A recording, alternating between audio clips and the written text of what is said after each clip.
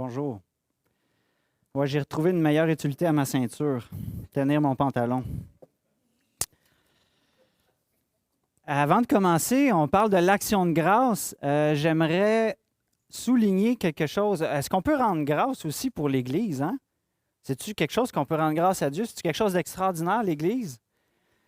Et quand je pensais à l'Église, je me dis, quel domaine particulier on pourrait rendre grâce? Et je me suis dit, la fidélité, est-ce que c'est une bonne chose à souligner, ça? Et je me suis dit, tiens, je ne connais pas toutes les personnes, mais je me suis demandé qui ici, ou à l'Espoir, peu importe, là, qui ici est resté fidèle à l'Église locale depuis 15 ans? Vous pouvez lever votre main. Wow! Plus de 15 ans. Si on monte à 20 ans, 25 ans, eh bien, il y en a encore. Est-ce qu'il y en a qui c'est jusqu'à 30 ans? Wow! Ben là, je ne vais pas continuer jusqu'à temps qu'il n'y en ait plus, mais n'est-ce pas merveilleux? Vous savez, quand on rentre dans un parc avec des arbres, quand on marche dans un bois, qu'est-ce qui nous frappe les yeux souvent? Les gros chênes ou les gros pins qui sont là depuis des années, des centaines d'années, qui sont là, qui en ont traversé des tempêtes, qui en ont vu des hivers. Eh bien, rendons grâce pour ceux qui sont fidèles à l'Église locale, qui sont des modèles pour nous, les jeunes. Hein? Les têtes blanches dans nos églises, ce n'est pas des personnes qu'on veut voir partir. C'est des modèles pour nous, les jeunes, de fidélité, qui sont là et qui persévèrent à travers toutes les vagues à laquelle l'Église peut être frappée. Ceci étant dit, c'était mon action de grâce d'aujourd'hui pour vous ce matin. J'aimerais ça qu'on puisse ensemble continuer notre série, notre merveilleuse série dans l'Évangile selon Jean, qui est Jésus? Hein, série dans laquelle on découvre le cœur merveilleux de Jésus, mais aussi les interactions qu'il a eues avec différentes personnes. La semaine passée, on a vu avec notre frère Serge qu'il y a plusieurs types de personnes qui rencontraient Jésus. On a vu des gens intrigués, des gens sceptiques, des gens mitigés, mais on a vu aussi qu'il y avait des personnes qui rencontrent Jésus avec un cœur ouvert. Et ces gens-là l'ont rencontré, ce Jésus-là, dans la fête des tabernacles. Et ce n'est pas la fête des Québécois, la fête des tabernacles, c'est la fête des tentes. C'est la fête dans laquelle on se rappelle les Juifs qui ont été sortis de l'esclavage de l'Égypte et qui ont été amenés dans le désert par Jésus. Ils ont habité dans des tentes et Dieu lui-même habitait dans une tente qu'on appelait le tabernacle, dans laquelle il manifestait sa présence au peuple. Et on sait que ce séjour-là a duré plus longtemps que prévu. Hein? Ça a duré 40 ans. C'était pas supposé durer si longtemps que ça. Et dans cette fête, pas juste dans la fête, mais dans le temps de l'époque, quand Dieu a amené Israël à le rencontrer dans le désert, ce Dieu qui les délivre de l'esclavage, il s'est passé des choses. On a vu des gens qui se sont soulevés contre Moïse, qui dit, c'est quoi ça, ce leadership-là de Moïse? On aimait bien mieux le leadership de Pharaon. Au moins, lui, il nous donnait de la viande. Hein? Et il se plaignait du leadership de Moïse. Et on voit aussi que dans la fête des tabernacles, il se fait des années plus tard, on voit des gâcheux de party aussi qui se plaignent de Jésus. Hein, et qui vont dire, hey, Moïse, lui, au moins, il nous donnait de la manne. Toi, tu nous en as donné juste une journée. Puis, lui, il nous nourrissait pendant 40 ans. Tu sais. Et on voit que Jésus ne se laisse pas intimider par ces menaces-là. Même que dès que la fête est finie, on voit Jésus qui poursuit les gens de son amour en enseignant dans le temple. Il se lève de bon matin puis il va dans le temple à la recherche de ceux qui ont le cœur ouvert et qui ont le cœur ouvert à la bonne nouvelle pour être sauvés. On va voir ça ensemble et je vous invite à tourner avec moi dans Jean 8, 1 à 11. Jean 8, 1 à 11. Jésus se rendit au mont des Oliviers, mais dès le matin, il revint dans le temple et tout le peuple s'approcha de lui. Il s'assit et se mit à enseigner. Alors les spécialistes de la loi et les pharisiens amenèrent une femme surprise en train de commettre un adultère. Ils la placèrent au milieu de la foule et dirent à Jésus, « Maître, cette femme a été surprise en flagrant délit d'adultère. Moïse, dans la loi, nous a ordonné de lapider de telles femmes. Et toi, que dis-tu? » Ils disaient cela pour lui tendre un piège afin de pouvoir l'accuser. Mais Jésus se baissa et se mit à écrire avec le doigt sur le sol.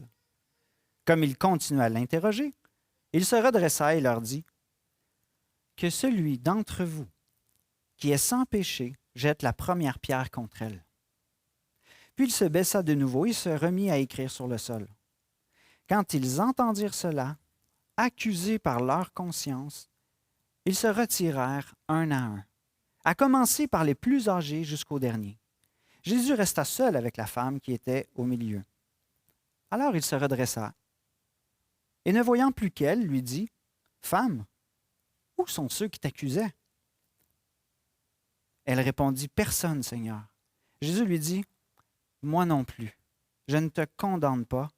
Va et désormais ne pêche plus. » Amen. Prions le Seigneur.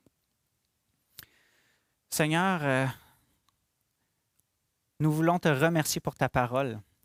C'est ta parole qui vient d'être lue ensemble, que nous pouvons écouter et à travers laquelle nous pouvons nous laisser nous transformer par toi, Seigneur. Nous te demandons d'ouvrir nos yeux et nos cœurs à ce que tu veux nous enseigner à travers cela. On te prie, Seigneur, qu'on puisse mettre en pratique les principes de ta parole, qu'on puisse te découvrir et grandir dans la grâce que tu nous communiques. Nous te demandons ces choses dans le précieux nom de ton Fils Jésus-Christ. Amen.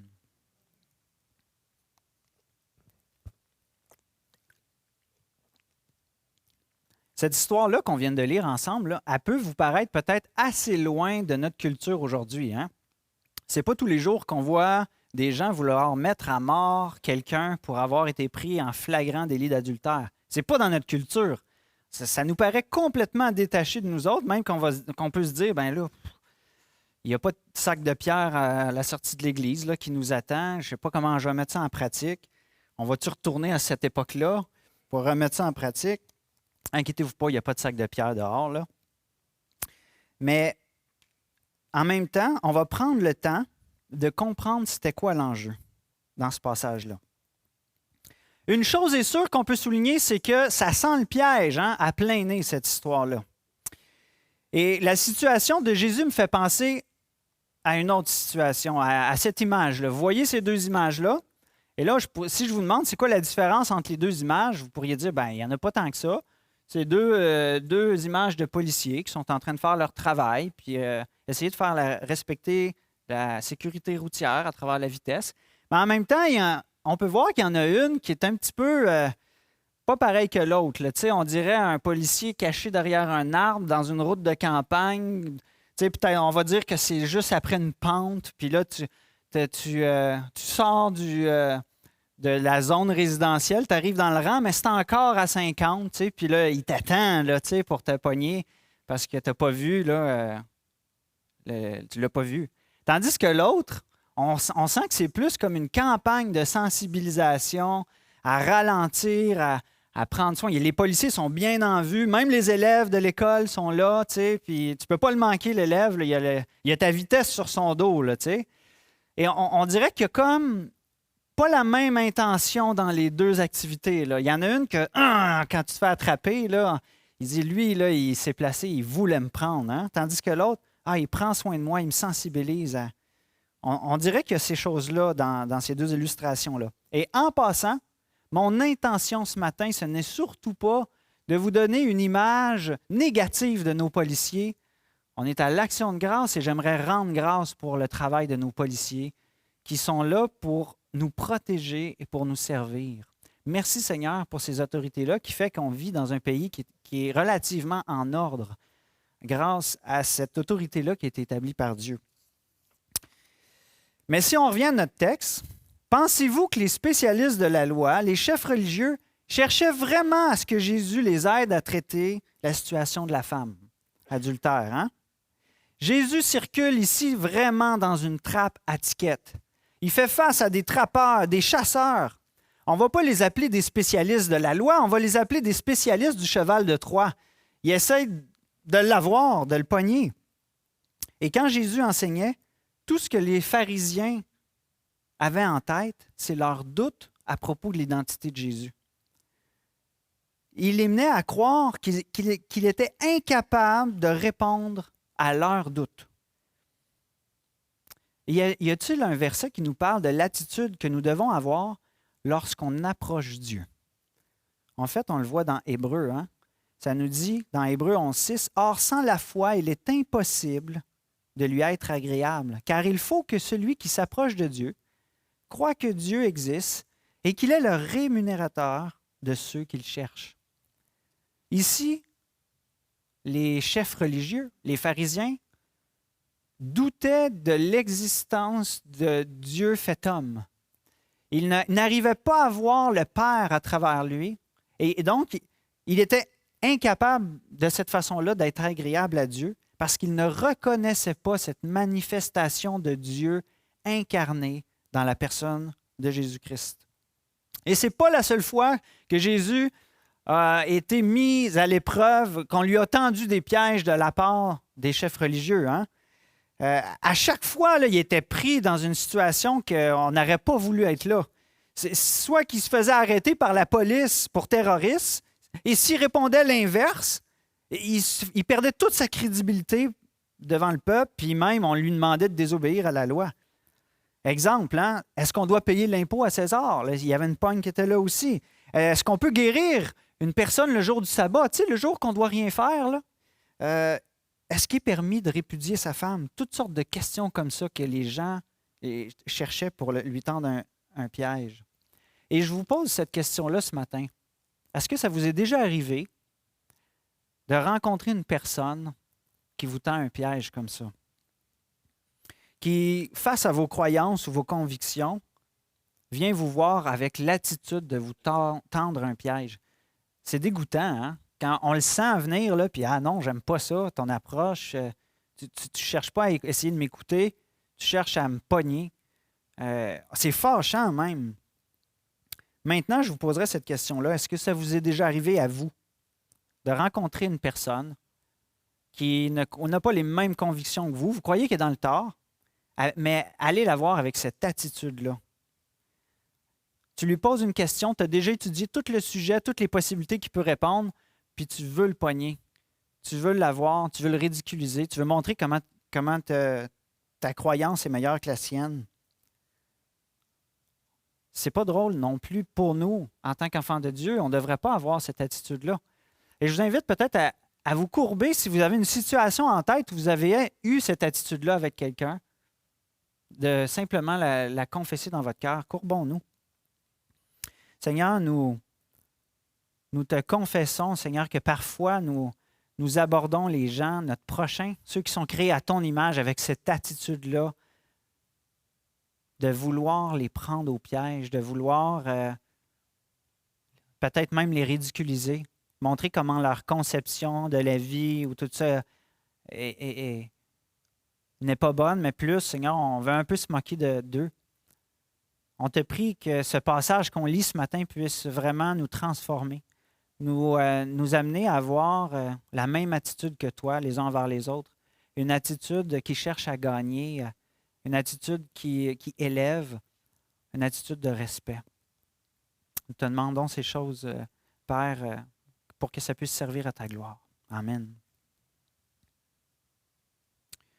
Est-ce que ça vous est déjà arrivé? Là, on a parlé d'avec quelqu'un d'autre. Maintenant, on peut parler aussi d'avec Dieu.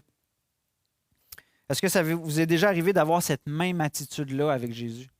Vous posez des questions à Dieu, à Jésus, mais tu sais, vous avez préparé vos réponses, puis vous pensez qu'il est tellement loin de vous, puis tellement déconnecté de votre vie, qu'il ne peut pas avoir de réponse, tu sais, pour ce que vous allez lui demander.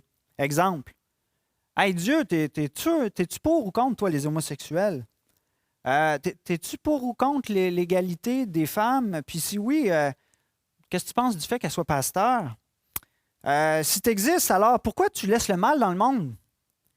Donc, Jésus, si je comprends bien, ta haine du mal, ça veut dire que je n'ai pas le droit d'écouter la télé? Quand tu dis d'aimer nos ennemis, dans le fond, tu veux que je devienne masochiste, puis que je me laisse frapper, puis que j'aime ça? Voyez-vous, c'est toutes sortes de questions qui sont tirées un peu par les cheveux, mais qui nous laissent, dans le fond, nous poser la question, est-ce que je cherche vraiment à me soumettre à la volonté de Dieu? Est-ce que je cherche vraiment à connaître le cœur de Dieu? Ou est-ce que je doute de sa sagesse? Est-ce que je cherche les failles dans son enseignement? Est-ce que je cherche à montrer que Dieu est loin de ma vie et qu'il n'y a pas de réponse? Si tu es le Messie, là, répondons à ça. Si tu es le Messie, descendons de ta croix. Pourquoi tu ne l'as pas fait? Tu avais tous les pouvoirs. On peut probablement que chacun de nous a déjà eu cette attitude-là avant sa conversion. Et peut-être qu'on l'a parfois dans notre cheminement de vie où on ne comprend pas qu'est-ce qui se passe. Et des fois, on rentre dans ces doutes-là, dans ce tiraillement-là. Et je nous invite encore une fois, courbons-nous devant Dieu et simplement confessons-le à Dieu. Dieu va recevoir nos prières avec amour et tendresse. Prions. Seigneur, nous te confessons que avant de te connaître, nous avons eu cette attitude-là avec toi, une attitude de doute, parfois même de mépris. Nous te confessons que parfois même dans notre marche avec toi, Seigneur, nous doutons, nous pensons que tu n'as pas de réponse à ce que nous pouvons vivre. Et on a besoin de ta grâce. On a besoin que tu prennes ce temps-là de te faire connaître à nous, de venir nous rejoindre et on te prie de disposer nos cœurs à te laisser nous parler. On te prie de disposer nos cœurs à chercher ta parole, à chercher ta réponse à ce que tu as à dire sur nos vies. Seigneur, tu as les paroles de la vie. Vers qui irions-nous d'autres? Amen. Maintenant, si on retourne à notre texte, quel était ce piège-là? On a parlé de piège, de notre attitude qui peut avoir ce même attitude-là de vouloir prendre au piège. Eh bien, si Jésus dit que la femme ne doit pas être lapidée, les pharisiens vont l'accuser d'enfreindre la loi de Moïse qui a été donnée au peuple d'Israël par Dieu lui-même. Et tout le monde reconnaissait que c'était la loi de Dieu qui demandait ces choses-là. À l'inverse, s'il leur dit « OK, exécutez-la », ils vont tout de suite le dénoncer aux Romains parce que les Romains ne permettaient pas aux Juifs de mettre quelqu'un à mort. Alors, on le voit un petit peu plus loin dans Jean 18. « Prenez-le vous-même et jugez-le d'après la loi. » Là, c'est à l'exécution justement de Jésus. Et les Juifs dirent « Nous n'avons pas le droit de mettre quelqu'un à mort. C'est toi qui dois le mettre à mort. » On voit donc ce dilemme-là. OK, est-ce qu'on doit obéir à la loi de Moïse ou est-ce qu'on doit obéir à notre gouvernement? Puis là, Jésus est comme, il est comme entre cette tension-là. Peut-être, à ce point-ci, vous avez compris bien le piège, mais que vous vous posez quand même des questions importantes. Par exemple, est-ce que Dieu demande réellement de lapider des personnes qui sont adultères? Peut-être ça cloche. Pour comprendre la profondeur du piège, on doit d'abord comprendre la loi de Dieu. Et qu'est-ce que la loi de Dieu dit à propos d'une personne qui est surprise en flagrant délit d'adultère? Il faut savoir que la loi de Dieu a été donnée au peuple de Dieu qui l'a racheté, qui a délivré de l'esclavage et puis qui a fait alliance avec ce peuple-là. Et cette loi a été donnée à ce peuple-là d'une manière particulière pour refléter qui est Dieu. Et si on lit dans Lévitique 20, 10 à 15, voici ce qui est écrit. « Si un homme commet un adultère avec une femme mariée, s'il commet un adultère avec la femme de son prochain, l'homme et la femme adultères seront mis à mort, seront punis de mort. » C'est clair, hein? Qu'est-ce que Dieu dit? Mais ce n'était pas la seule chose. Il y en avait d'autres choses. Permettez-moi de continuer un petit peu le texte dans Lévitique, chapitre 20. Il dit, si un homme couche avec la femme de son père, il dévoile ainsi la nudité de son père. Intéressant. la femme de son père, puis c'est la nudité de son père, parce qu'ils ne font plus qu'un hein, quand ils sont mariés, l'homme et la femme. Cet homme et cette femme seront punis de mort, leur sang retombera sur eux. Si un homme couche avec sa belle-fille, ils seront tous deux punis de mort. Ils ont commis un acte abominable. Leur sang retombera sur eux. Si un homme couche avec un homme comme une femme, comme on couche avec une femme, ils commettent tous deux un acte abominable. Ils seront punis de mort. Leur sang retombera sur eux. Si un homme épouse la fille et la mère, c'est un crime. On les brûlera au feu, elle et lui, afin que ce crime n'existe pas au milieu de vous. Si un homme couche avec une bête, il sera puni de mort et vous tuerez la bête. Wow, hein? Il n'y a pas de compromis trop avec ces genres de péchés-là, hein? Mais peut-être vous posez la question, pourquoi Dieu est si sévère concernant des choses qui aujourd'hui sont rendues pour quelques-unes des pratiques normales? Eh bien, cette image-là sert un petit peu à le démontrer. Pour Dieu, la famille est quelque chose de sacré. Tu ne touches pas à la famille. Comme cette maman ours protège ses petits, tu ne touches pas à la famille. Tout ce qui peut venir diviser et détruire la famille est en horreur à l'Éternel. Et le mariage entre un homme et une femme, c'est quelque chose qui a été établi et institué par Dieu. C'est sacré et pour Dieu, tu ne touches pas au mariage.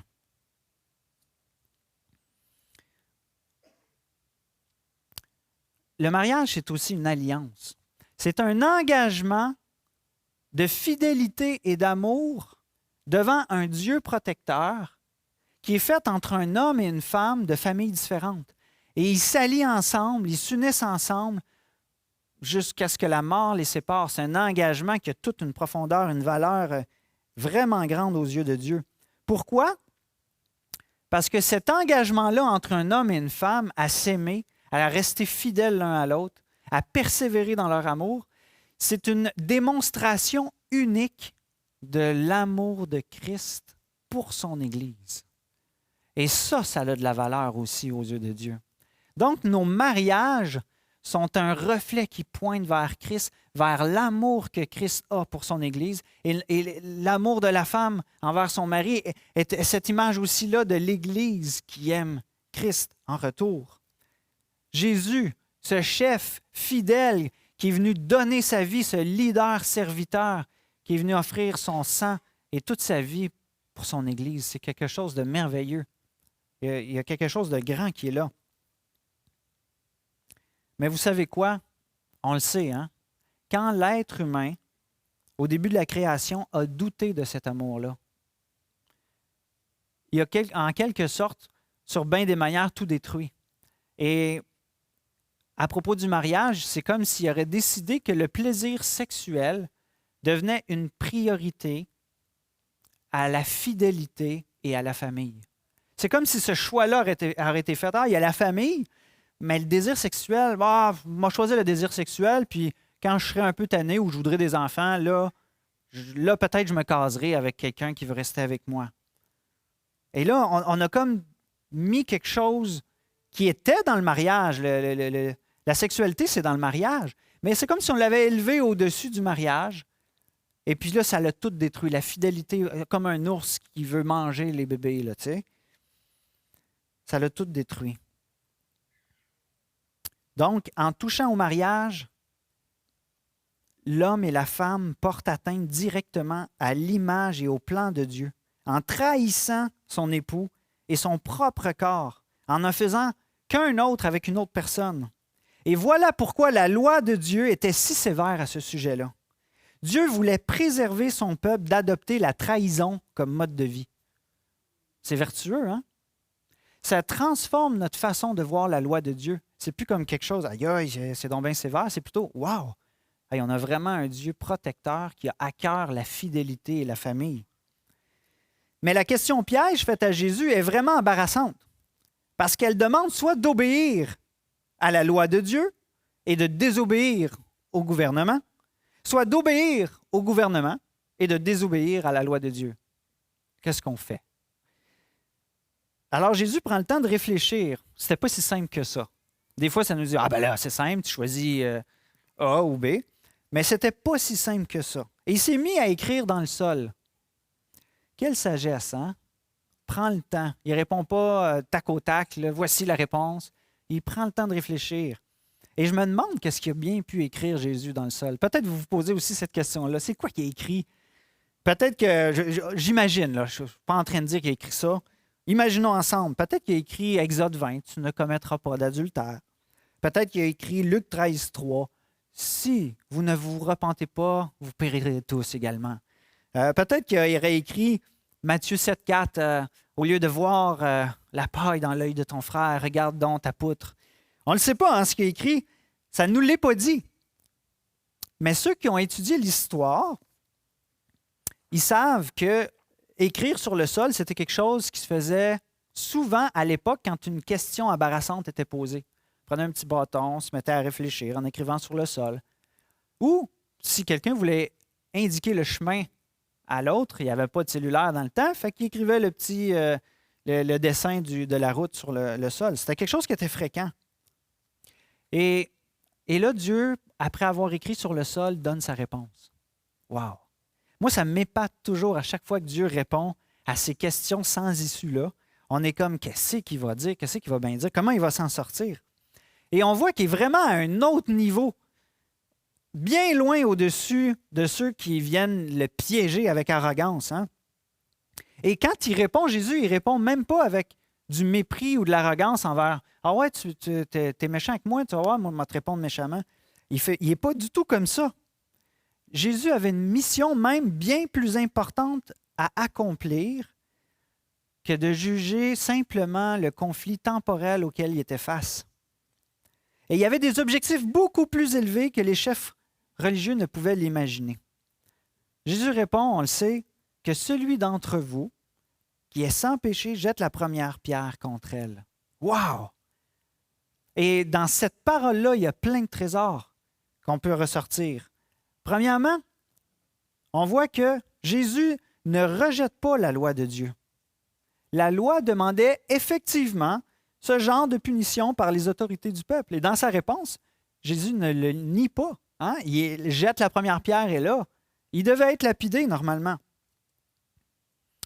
Mais ensuite, on peut voir d'autres choses, d'autres trésors. Fait que Jésus ne renie pas la loi de son Père. Il n'est pas en train de dire « Ah, tu sais, la loi de mon père, là, ouais, il était dur. Il est dur, hein, mon père? Moi, je vais vous donner quelque chose d'autre d'un petit peu plus friendly. » Non, Jésus reconnaît cette loi-là comme étant celle qu'il a sur son cœur aussi. Jésus présente ensuite l'étendue de la loi. Elle s'applique à tous, même à ceux qui accusent la femme. Donc, Jésus, il remet en perspective. Là, okay, il n'est pas juste question de la femme, mais il y a vous aussi là, dans l'équation. Et quand Jésus dit que celui qui est sans péché, ici le mot grec, anamartétos, ne se trouve nulle part ailleurs dans le Nouveau Testament. Et il ne veut pas dire parfait, parce que sinon, c'est comme si aucun gouvernement pourrait mettre en pratique la loi, les parents ne pourraient pas corriger leurs enfants, puis ça serait complètement sans dessus-dessous.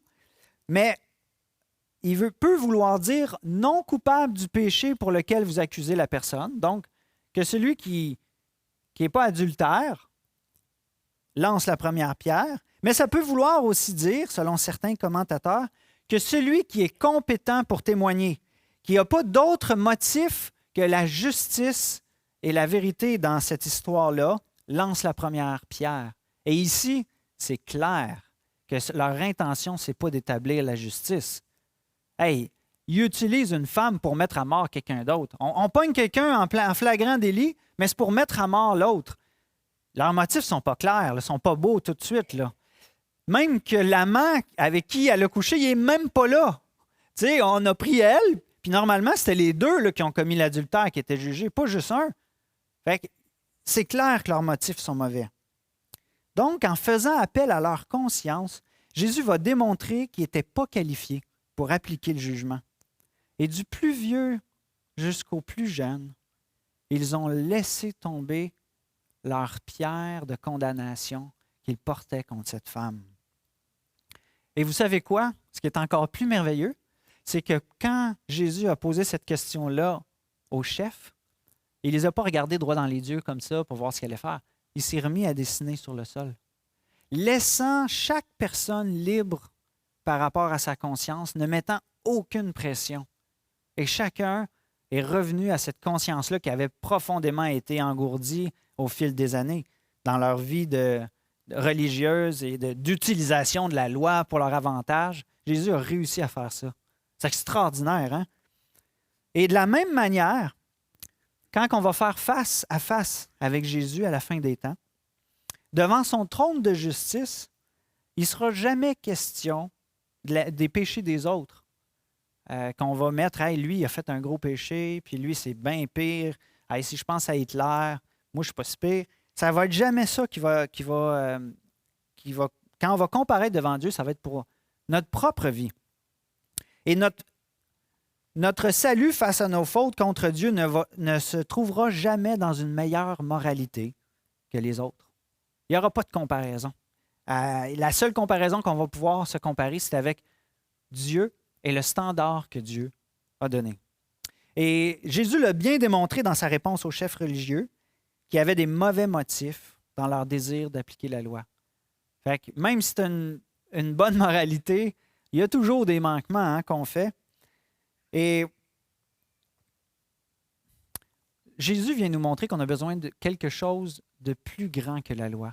Parce que la loi nous condamne tous. Il y a tout. Si on pêche contre un commandement, on pêche contre toute la loi. Et Jésus va démontrer qu'on a besoin de quelque chose de plus grand que la loi. Maintenant, si la question des gens qui tentaient d'accuser la femme a été réglée, on a vu ça ensemble, il a bien répondu, il a agi avec sagesse, qu'est-ce qu'on peut apprendre de la réponse de Jésus à cette femme? On le voit au verset 10 et 11. Il dit, « Femme, où sont ceux qui t'accusaient? Personne ne t'a-t-il condamné? » Elle répondit, « Personne, Seigneur. » Jésus lui dit, « Moi non plus, je ne te condamne pas. Va, et désormais, ne pêche plus. » Jésus n'a pas diminué le standard de la loi en venant dans le monde. Un verset nous le dit dans Matthieu 5, 17. Ça nous dit, « Ne croyez pas que je suis venu pour abolir la loi ou les prophètes. Je suis venu non pour l'abolir, mais pour l'accomplir. » Et c'est ça, hein? C'est pas genre Dieu le Père avait une loi de telle sorte et moi je viens corriger le tir un peu trop sévère du Père. C'est pas ça. Jésus est vraiment venu accomplir la loi et on va le voir ensemble. Et de la même manière, si on prend juste cet élément-là, Jésus est venu accomplir la loi, nous aussi, en tant qu'enfants de Dieu, on est appelés et choisis par Dieu pour être ses disciples et on est appelés pour être le sel de la terre. Donc, on n'est pas venu pour faire à semblant que les péchés n'existent pas. On est venu pour appeler ce qui est péché, péché. Et si on ne le fait pas, c'est comme si on présentait la bonne nouvelle, mais en ne présentant pas la profondeur du problème de l'être humain. C'est comme si tu offrais une guérison au cancer gratuite, mais que la personne, elle n'a pas le cancer. Ou qu'elle ne sait pas qu'elle l'a. Donc, il faut démontrer le problème de l'humanité, dont nous aussi, nous étions inclus là-dedans, pour pouvoir découvrir la profondeur et la puissance de cette offre que Dieu nous donne, cette bonne nouvelle qu'il nous donne. Et ça nous amène justement à répondre à la question, OK, si Jésus ne diminue pas le standard de la loi, pourquoi cette femme n'a pas été exécutée par Jésus? Parce que lui, il était qualifié. Lui, il avait des objectifs et des motifs purs. Il aurait pu prendre la pierre et la lancer. Mais nous savons, par les Écritures, par la vie de l'Église, par le Saint-Esprit qui nous habite, que Jésus n'était pas venu dans le monde afin de juger le monde et de le condamner à mort. Mais il est venu afin de nous amener à la repentance et à la foi en démontrant la grandeur de la miséricorde.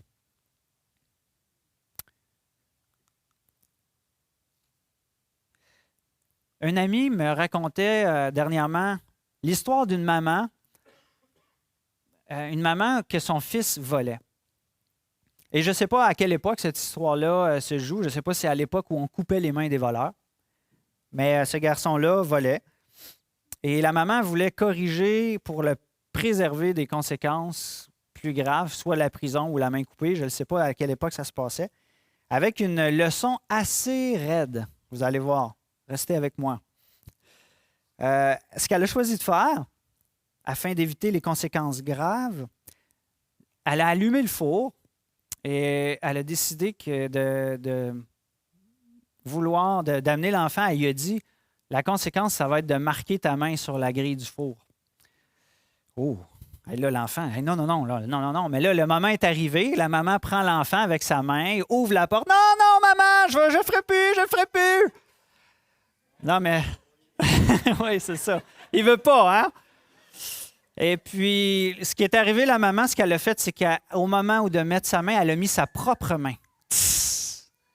Imaginez l'enfant.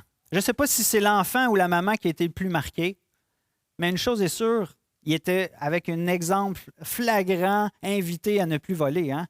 Il dit, « Wow, ouais, ma maman elle a la main marquée à cette heure à cause de mon péché. » Elle a eu la conséquence. Hein? La conséquence a été donnée, mais elle l'a pris sur elle, la maman, au lieu de le donner à l'enfant.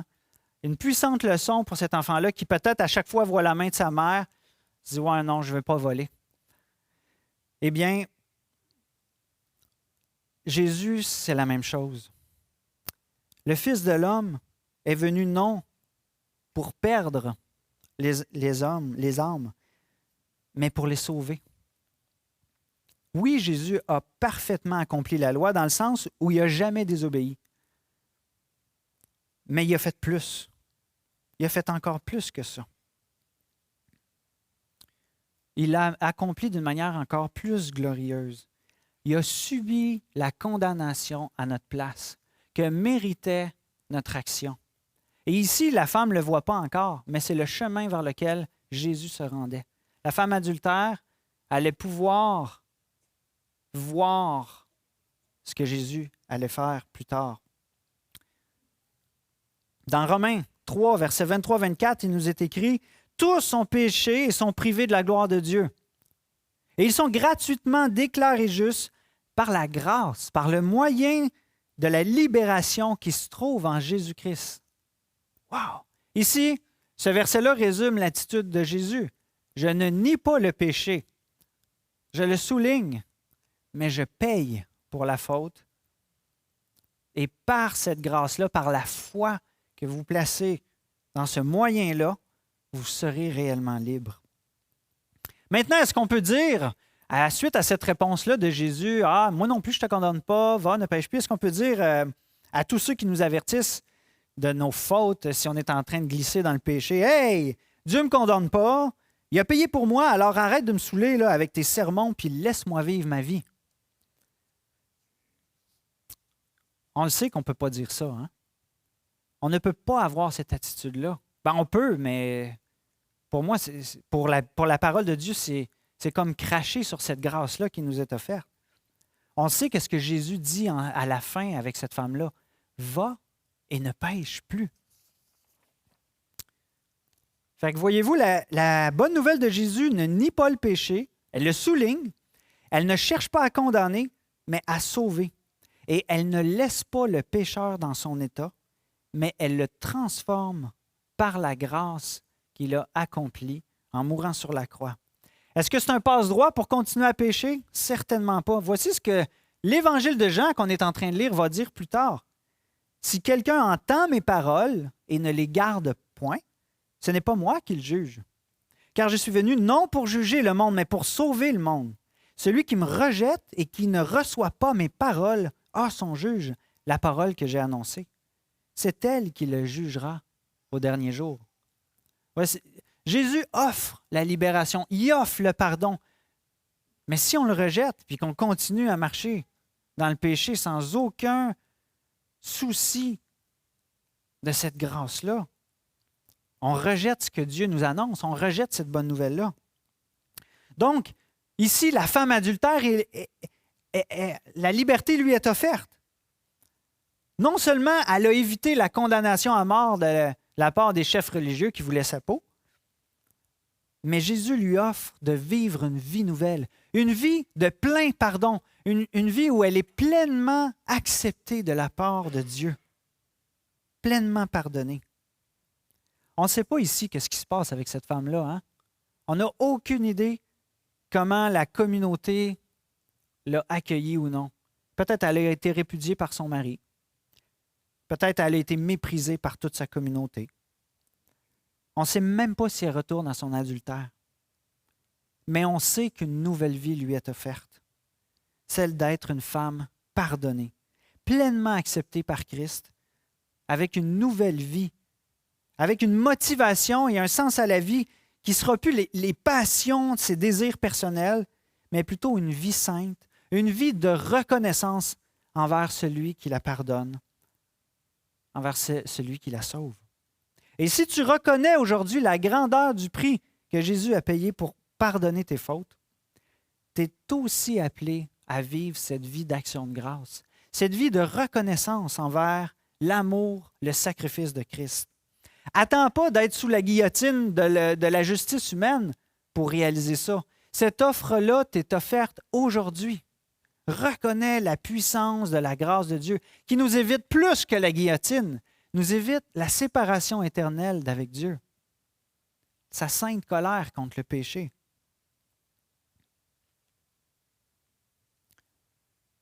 On est aujourd'hui face à face avec Jésus. Jésus, le juste miséricordieux. On peut, comme la parole de Dieu nous l'enseigne, venir librement devant Dieu quand on a commis une faute. C'est quelque chose d'extraordinaire parce que Jésus vient nous sauver, vient nous pardonner, mais la présence du péché est encore là et ça se peut, ça l'arrive qu'on manque encore à nouveau. Mais Jésus nous offre une liberté relationnelle avec lui quand on sait qu'on est pardonné, quand on sait qu'on est arraché et adopté dans sa famille, on peut venir librement à lui, comme nous dit 1 Jean 1,9, « Si nous confessons nos péchés, il est fidèle et juste pour nous les pardonner et pour nous purifier de tout péché. » Ce n'est pas extraordinaire d'avoir cet accès-là auprès de Dieu, libre, pour venir confesser nos fautes et s'en détourner. En conclusion, et j'invite les musiciens à venir, on vient de lire ensemble une histoire dans laquelle chaque partie, les accusateurs et les accusés, ont été face à face avec Jésus, le juste miséricordieux. Et dans les deux cas, Jésus les a invités à changer d'attitude envers Dieu et à changer d'attitude envers son prochain. Réalisez-vous qu'on est tous au même niveau devant Dieu. On est coupable et condamnable devant la loi de Dieu et on a besoin de son pardon non mérité, de sa direction pour nos vies. Laissons donc, mes frères et sœurs, la grâce de Dieu transformer nos réactions devant les fautes de notre prochain, devant les fautes des gens de notre Église, devant les fautes de nos enfants, de nos collègues de travail ou des amis d'école. Changeons d'attitude. Hein? Les excès de colère, abdiquer devant les fautes puis laisser faire, acheter la paix avec des cadeaux, manipuler, détruire la réputation et toutes sortes de choses qu'on peut commettre devant les fautes des autres. Changeons cette attitude-là. Ne soyons pas des obstacles au changement, mais orientons-nous mutuellement, les uns les autres, vers Jésus le juste et miséricordieux qui nous a sauvés et qui nous appelle à ce changement-là.